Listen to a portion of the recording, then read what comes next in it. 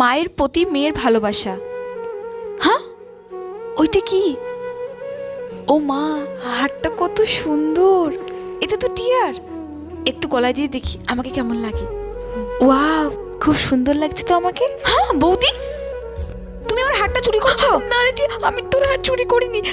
আমি শুধু একটু গলায় দিয়ে দেখছিলাম, তাই আমি এমনি এক্ষুনি খুলে দিচ্ছি। চুরি করছিল বললেই হবে? তুমি তো আমার হারটা গলায় পরে নিয়েছো। দাও আমার হার। এই হারটার কত দাম তুমি জানো? শখ কত তোমার?